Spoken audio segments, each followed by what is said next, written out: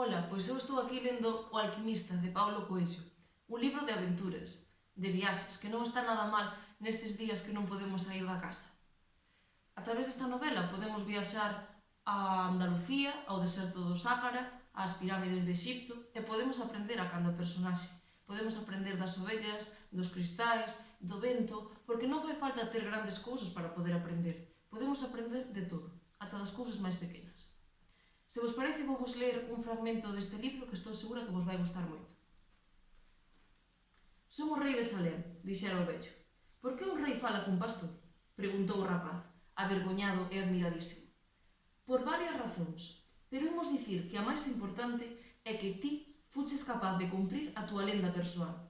O rapaz non sabía o que era lenda persoal. É aquilo que sempre desexaches facer. Todo o mundo, ao principio da mocidade, sabe cal é a súa lenda persoal. A esas alturas da vida todo está claro, todo é posible. As persoas non teñen medo de soñar e desexar todo aquilo que lles gustaría que se realizase nas súas vidas. Entrementres, a medida que o tempo vai pasando, unha misteriosa forza comeza a tentar probar que é imposible realizar a lenda persoal. O que o vello estaba a dicir non tiña moito sentido para o rapaz, pero el quería saber o que eran as forzas misteriosas. A filla do comerciante había que dar coa boca aberta con aquilo. Son as forzas que parecen ruíns, pero que, en realidade, están ensinándoche como realizar a túa lenda persoal. Están a preparar o teu espírito e a túa vontade, porque existe unha gran verdade neste planeta.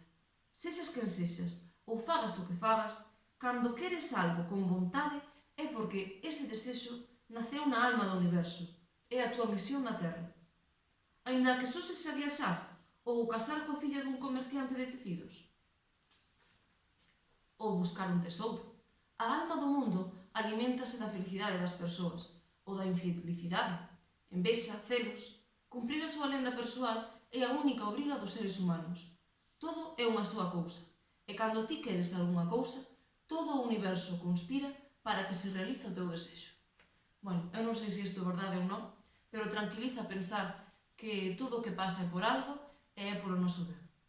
Saúdos e saúde.